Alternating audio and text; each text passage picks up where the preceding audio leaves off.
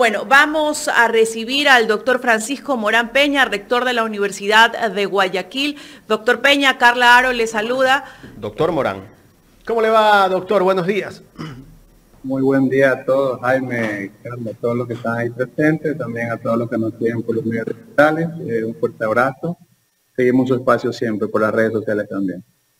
Doctor Peña, Morán Peña. Doctor Morán Peña, ¿no? Doctor Francisco Morán Peña, la universidad no ha estado exenta, ¿no? de amenazas, no está exenta tampoco de este grado de inseguridad que vive todo el Ecuador. Y bueno, pues ya hace una semana vimos un lamentable hecho que le pasó a una decana de justamente en la Universidad de Guayaquil. Entrando por ese tema, ¿qué medidas han tomado ustedes como autoridades? Y bueno, la situación de la seguridad o la poca seguridad que se tiene a nivel social obviamente impacta al nivel educativo, y nosotros como institución, la más grande del país, obviamente hemos tomado muchas medidas desde que llegamos, ¿no? Tenemos ya 2 años en funciones. Dentro de la ciudad universitaria no tenemos ningún inconveniente en cuanto a la delincuencia, es más, la percepción es muy alta dentro de nuestras instalaciones de la seguridad que tenemos, y por eso buscamos también ampliar esa seguridad en los exteriores de la ciudadela universitaria. Y lo más reciente, recordamos que la Universidad de Guayaquil, aquí en la ciudad de Guayaquil, tiene 2 grandes centros, que es la ciudadela universitaria principal, el campus Juan Tancamarengo, que es más grande que este incluso, y otros campus también que son externos, no satelitales. Se ha conversado con la policía, con el municipio, y todos nos han aportado obviamente la colaboración, y creemos que estamos bien en cuanto a seguridad de la institución, pues, ¿no? El hecho lamentable de la semana pasada, que creemos o pensamos que es de la delincuencia común, que muchos ciudadanos viven tal vez cada día en sus familias. Lamentablemente a la universidad le tocó con una funcionaria como una decana, en este caso de la Facultad de Ciencias Médicas, y gracias a Dios se accionó rápido todos los niveles de seguridad, por los cuales agradecimos a todas las personas que estuvieron atentas. Y debo recalcar, en ese momento hasta el presidente de la República se pronunció, conversó con nosotros, igual el ministro de Interior y muchos organismos, obviamente, que inmediatamente colaboraron, como siempre debe ser, entiendo yo. Pero en todo caso, lo que es la Universidad de Guayaquil, nosotros en este momento hemos preferido, porque hemos observado la situación social, que nuestros estudiantes se mantengan en sus hogares y se aplique lo que es la educación virtual, y que nuestros colaboradores pasen también al teletrabajo hasta por lo menos ver estabilizada la situación de seguridad, pues, ¿no? Doctor Francisco Morán, circuló en redes sociales un sinnúmero de panfletos que amedrentaban o amenazaban a autoridades, bueno, a todos quienes son la comunidad universitaria. ¿Ustedes de pronto han podido corroborar si efectivamente son reales o no? Porque en este tipo de situaciones también se presentan muchas noticias falsas. Bueno, lo que hicimos es denunciarlos, ¿no? Pero pensamos lo mismo, que son noticias falsas, que no vienen de la universidad, son hechos externos a la universidad, pero que se difunden por las redes sociales. Como ustedes son grandes comunicadores, saben que mucha gente lamentablemente usan el dolor de la gente para hacer este tipo de panfletos o documentos que asusten a la sociedad, pero están denunciados por nosotros. Obviamente estarán en investigaciones, pero pensamos que es eso, de repente falsas noticias que ocurren, creo, en todos lugares ahorita. A la ciudadanía y a la comunidad universitaria, bueno, es su preocupación la seguridad. ¿La universidad cuenta con seguridad propia, privada, dentro, en el resto de los campus, como usted decía? ¿Cómo se está manejando la seguridad? Sí, nosotros tenemos un plan de seguridad integral que está puesto a consideraciones de todas las universidades. Han venido otros compañeros de otras universidades a ver cómo la ciudadela universitaria y todo su equipo de trabajo mantiene la seguridad interna de este campus, que es grande. tenemos seguridad privada, tenemos seguridad también obviamente de nómina, compañeros de código de trabajo. El anillo principal obviamente es una seguridad que la maneja la empresa privada, lo que son ya edificaciones internas o lo que son áreas, lo maneja la seguridad interna de la universidad, y hasta ahora ha dado buenos resultados, no hemos tenido ningún inconveniente de delincuencia, y eso ha ayudado que dentro de la ciudadela los estudiantes se sientan seguros. Además, hacemos estadísticas cada cierto tiempo, el 97% de nuestros estudiantes se sienten seguros dentro de nuestra instalación, que no es cualquier cosa. Recuerden que la ciudadela tiene 31 hectáreas, en el centro sería el lugar más amplio de Guayaquil, y tenemos otro campus que tiene 41 hectáreas hacia el norte, es decir, estamos hablando que estamos bien protegidos dentro de la ciudadela. Nuestra preocupación es hacia afuera, ¿no?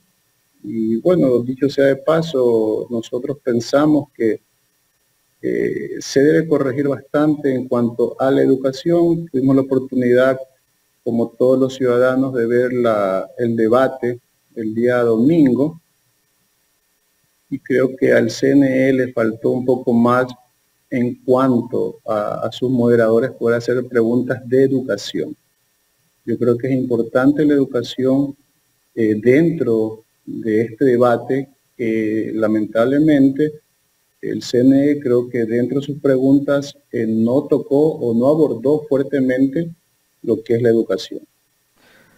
Hacia allá íbamos, doctor, justamente al debate. Esa era la interrogante que tenía, pero ya usted se nos adelantó. Entrando a este tema, para nada se tocó el tema de educación superior. ¿Cómo van a resolver los problemas? El gobierno, que todavía está, al comienzo dijo que iba a solucionar los problemas de falta de cupos para los jóvenes, pero que al final le lanzó la pelotita a las universidades para que resuelvan el problema. Pero no tienen presupuesto ustedes.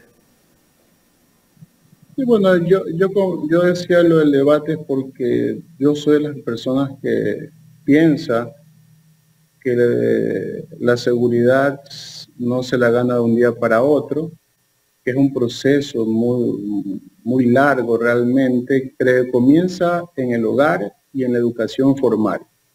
A un niño se lo forma en su hogar con valores de los padres o quien críe a este niño o niña, y en la educación formal vamos dando obviamente esa forma de valores, del civismo, y entonces es necesario obviamente la educación. Ahora, pasándolo a la universidad, de la pregunta que me hace Jaime, es verdad, somos conscientes que no era una de las mejores épocas de este país después de la pandemia, que es lo que recibimos nosotros, y los presupuestos de las universidades se cayeron fuertemente, y tiene una lógica esto, porque en algún momento nos ataron a las universidades al presupuesto del Estado, en el sentido de que dependíamos mucho de los impuestos, del IVA, del impuesto a la renta, de las cuestiones petroleras, y claro, si viene una pandemia, todo esto es afectado, y entonces los presupuestos de las universidades fueron para mal, ¿no? Es decir, nosotros cuando iniciamos nuestra gestión teníamos casi 50 millones en contra en un presupuesto, es decir, antes de nosotros había un presupuesto de 180, 155 millones, cuando llegamos nos dieron 121 millones. Y con eso hemos trabajado y lo hemos hecho bien realmente. O sea, la universidad ha tenido un progreso importante. Doctor, le han restado a la universidad 60 millones de dólares en presupuesto. Desde antes de considerando antes de la pandemia a la presente fecha. Y hemos subido la cantidad de estudiantes, tenemos más carreras. ¿Este gobierno cuánto le restó? Cuando iniciamos nosotros, iniciamos con 121 millones y el anterior había sido 155. O sea, que estaba en pandemia. O sea, el gobierno de Moreno prácticamente fue el que restó los 60 millones. Entiendo que sí, porque cuando yo entré en funciones, ya está el presupuesto aprobado de ese momento. Cuando ya entro yo, se aprueba el del presidente Lazo, que ya fue 121 millones, aunque se llegó a tener hasta 129 millones de años. Actualmente estamos en 129 y 130 millones. ¿Cuántos estudiantes tiene la Universidad de Guayaquil al momento? Actualmente está sobre los 60.000 estudiantes, la recibimos con menos de 55.000. ¿60 o 70? 60. Sino que muchas personas cuentan los 8.500 de nivelación. Si contamos eso, obviamente llegamos a ese número. Correcto. ¿Qué esperan ustedes del próximo gobierno, doctor? Nosotros esperamos primero que se estabilice la parte social, que es importante. Esto tiene que ver con seguridad, tiene que ver con educación, tiene que ver con, obviamente, un clima político que ayude a la sociedad a volverse productiva, a tener trabajo. Esperamos que sea pronto, ¿no? Yo digo que un país sí se puede por lo menos establecer las bases importantes en su primer año de gobierno, a quien le toque. Pero piensen en la educación. Nosotros pensamos que la educación es lo principal. Sin educación no hay nada. No es cuestión de estratos sociales o quién gana más recursos, porque en todos los niveles sociales se puede observar lo mismo. Es decir, una buena persona está en todos los niveles sociales y una mala persona está en todos los niveles sociales. La diferencia va a ser la educación que reciban estas personas. Y si no se fijan en la educación, vamos a tener este problema constantemente. Por eso me parecía raro que el CNE o quienes hicieron las preguntas por parte del CNE no haya involucrado la educación para los candidatos. Yo entiendo que todos los candidatos tienen propuestas para la educación, pero prácticamente con las preguntas que le hicieron dejaron a un lado la educación. Esperemos que si es que hay una segunda vuelta, esté principalmente la educación en ese debate, porque yo sí conozco todas las propuestas de los candidatos y sé que todos tienen propuestas importantes para la educación, pero no se los permitieron expresar en ese debate, y creo que ese fue un error grave del debate del día domingo. Doctor, y yo creo que dentro de esa comisión de debate debería estar la academia. Debería estar la academia. Sí. Debería invitar a la gente de la educación. Hay grandes docentes de la educación de primaria, secundaria, tercer nivel. No podemos dejar atrás la educación en estos momentos. Este es un momento grave. En vez de invertir en más policías, porque yo creo que en un barrio preferimos tener un profesor que un policía. Yo recuerdo que yo estudié en la escuela Ecuador Romero Naranjo, en la 23 y Cuenca, y todos mis compañeros, yo nunca vi un policía.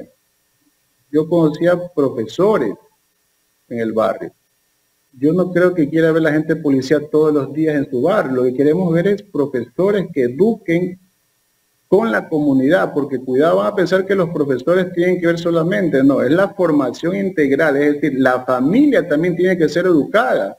Y esta época es más, digamos, más sencillo porque hay tantas formas de educar a la familia, y que un padre, o una madre, o alguien que esté encargado de la crianza de un niño, puede ver mucha información por internet, y también el Estado debe acercarse, ya sea por medio del Ministerio de Inclusión Social, para que pueda ejercer esa parte de la protección integral del niño con la educación también. Entonces, tenemos que formar buenos ciudadanos, y ahí vamos a terminar con la inseguridad. No es cuestión de estratos sociales. Cuidado, piensen que es por tener plata o no tener plata. Eso es mentira. En todos los estratos sociales hay gente muy buena y gente muy mala. Depende de la formación que se le dé en la familia y la educación formal que ésta la debe brindar, obviamente, el Estado. Doctor Francisco Morán, ustedes tuvieron la oportunidad, porque lo seguimos, de invitar a todos los candidatos sin excepción alguna a un conversatorio con estudiantes en la universidad. Yo creo que esto fue súper importante porque ayuda a los jóvenes, que son una cantidad muy fuerte de votantes, pues a discernir, a dilucidar y a analizar las propuestas de campaña. ¿Cómo vio usted ese entramado de propuestas que presentaron los candidatos frente a los estudiantes de la Universidad de Huequi? Le voy a decir que estuve gratamente sorprendido de todos los candidatos que han pasado por la universidad, digamos de alguna forma, respondiéndole a los estudiantes. Sí, todos creo que tienen, por eso les comentaba que todos tienen ideas importantes para la educación y no se les permitieron ese día exponerlas porque tuvieron tal vez otro tipo de criterio quienes hicieron las preguntas al CNE y dejaron atrás la educación lamentablemente, porque yo sí he tenido la oportunidad, como le digo, de leer los planes de trabajo, de poder hablar con muchos de los candidatos, sus propuestas, de recibirlos aquí con los estudiantes de la Facultad de Comunicación Social para que les entrevisten, para que los estudiantes conozcan también su punto de vista, que en realidad es una práctica preprofesional de los estudiantes, parte de su malla curricular, poder hacer prácticas. Y la verdad es que me quedé gratamente sorprendida porque todos tienen pleno conocimiento de la educación, digamos, la formal, inicial, secundaria y tercer nivel, que es la universidad, con buenas propuestas. Realmente le puedo decir que estoy gratamente sorprendido de todos los candidatos porque tuve el tiempo de conversar con cada uno de ellos. Doctor, tengo que hacerle esta pregunta porque sin duda alguna es algo que trae mucho conflicto, ¿no? Conflictos de criterios. Desde su punto de vista, ¿se debe mantener el examen de ingreso a la universidad pública? No, no creo yo en el examen de ingreso. Creo una nivelación primaria. Tenemos que recordar algo. Actualmente la educación tiene problemas, educación formal me refiero, en niveles de bachillerato. Entonces, nivelar conocimiento es importante cuando entras a la universidad. Una vez que te nivelen conocimientos, llámese antiguamente esto un preuniversitario, permitir hacer una prueba para que obviamente, es claro, no hay espacio físico para tantos estudiantes, pero les da la oportunidad primero a nivelar conocimientos. Yo pienso que esto es importante, sobre todo en la educación de bachillerato. No tenemos un conocimiento, o por lo menos no todas las instituciones de bachillerato nivelan bien para la universidad. Entonces la universidad tiene que tomar ese compromiso y nivelar los conocimientos y luego sí, hacer una prueba porque es obvio, no existe la capacidad o la infraestructura suficiente para dar cabida a tantos estudiantes. Le estoy diciendo a la Universidad de Guayaquil que es la más grande del país. Imagínense en otras universidades que no tienen infraestructura, pero estamos buscando algunos medios. Nosotros, por ejemplo, para aumentar cupos, estamos trabajando ya en la educación virtual, hemos aprobado carreras nuevas en educación virtual. Hay obviamente carreras que no lo pueden ser, las carreras de salud todas son presenciales, y entonces vamos a generar algunos espacios importantes cuando hacemos también híbrida algunas carreras y vamos a crear espacios importantes dentro de la infraestructura. Yo creo que en este tiempo nosotros vamos a aumentar cantidad de estudiantes como ya lo venimos haciendo, pero regresando a su pregunta, obviamente pensamos que debe ser ya libre para cada universidad la forma de ingreso de los estudiantes, ¿no? Esta es la universidad que más estudiantes tiene a la presente fecha y se mantiene así, se mantendrá así también. Doctor, ya en la recta final de esta entrevista no me puedo despedir si no le pregunto sobre el tema de los jubilados de la Universidad de Guayaquil, que están reclamando, creo con justa razón, esa jubilación patronal. ¿Cuál es el problema que existe con los jubilados? Bueno, en realidad en nuestra gestión no es el problema, es un problema que tiene, me imagino, muchos años, entiendo yo que del 2009 aproximadamente, es un problema legal de las personas que reclaman, obviamente porque hay muchas personas que no necesitan reclamar porque la universidad sí paga normalmente lo que es la patronal, complementaria, compensaciones, y obviamente nosotros hemos difundido comunicados indicando que solo el año 2022 la universidad en todos estos rubros hizo un pago de aproximadamente 8 millones de dólares, con un presupuesto de 121, es decir, es muy importante lo que se hizo de parte de la universidad utilizando presupuesto de la universidad somos una institución que paga todo y está al día en sus pagos de complementaria. Lo único que tiene problemas es en un juicio que se ubicó por el año 2009 y que hubo una sentencia en noviembre del 2021. Y esa sentencia está en cumplimiento todavía. Y bueno, obviamente hay personas que obviamente van a salir afectadas con eso y hay personas que no tienen problemas realmente. En realidad no es un problema de la universidad, sino más bien de las leyes que, bueno, dicho sea de paso, estamos en elecciones. Escojan bien a sus asambleístas, porque las asambleas son las que hacen las leyes y lamentablemente cuando una ley está mal hecha, provoca este tipo de problemas, porque si la ley estuviese bien, no hubiese problemas, porque, por ejemplo, un rector de una universidad no hace leyes, solo tiene que cumplirlas. El dinero no sale de la universidad tampoco, tiene que pedirle al Ministerio de Finanzas. Las normativas no las hace la universidad, la mayoría vienen hechas de otras instituciones como el CES, CENESID, CASES, que son las que regulan, evalúan y todas las universidades.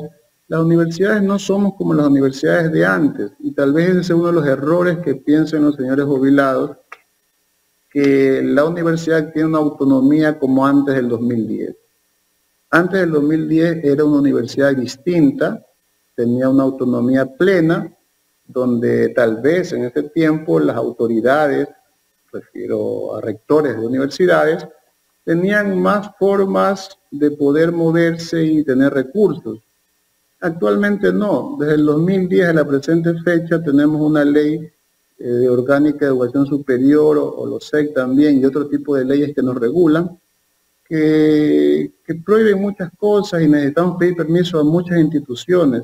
Es decir, nosotros en realidad lo que hacemos es la parte formal de toda una cantidad de leyes que tenemos que nosotros aplicar. Entonces, en el caso de los jubilados, la mayoría recibe mensualmente su complementaria en cuanto a administrativos y, bueno, y docentes, y también lo que es la patronal. Es decir, en el caso general, estamos al día. En problemas judiciales, que le acabo de indicar, es un problema judicial que se debe resolver por esa vía, no por otra. Un rector no puede tomar decisiones de ese aspecto, pues son decisiones económicas y obviamente tiene que acatar. Imagínense nomás si un rector no acata una sentencia. No estuviésemos conversando, Jaime, tú y yo en este momento. Es más, han pasado casi 8 rectores con este problema, y los podría nombrar, pero sería largo, ¿no? Porque había entre rectores encargados, rectores interventores.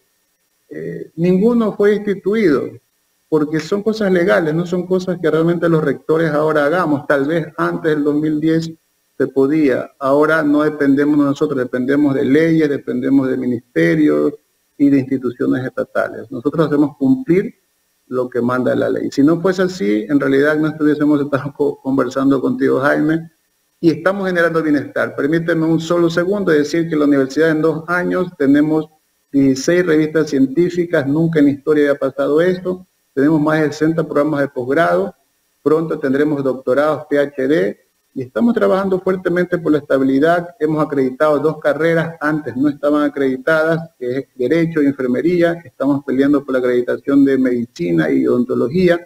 Se han hecho cosas muy importantes, que es lo que hay que destacar de esta universidad. Doctor, queremos agradecerle por haber aceptado conversar con Ecuador en directo. Un abrazo, pasen bien.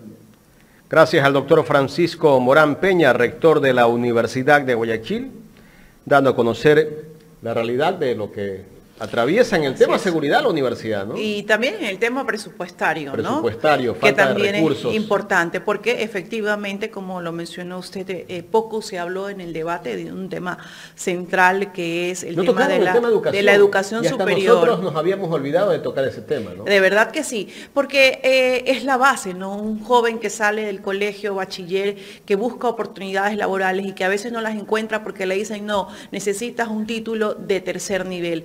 Va va a tocar las puertas a esa universidad pública y muchas veces por cuestiones de presupuestos o de cupos se le cierra esa oportunidad. ¿A dónde va a parar ese muchacho, ese joven que no puede seguir continuamente preparándose porque se le niega la oportunidad? Es importante también, y ojalá que este eje se trate, si de pronto, no sabemos, hay una segunda vuelta y que se tome en consideración esto.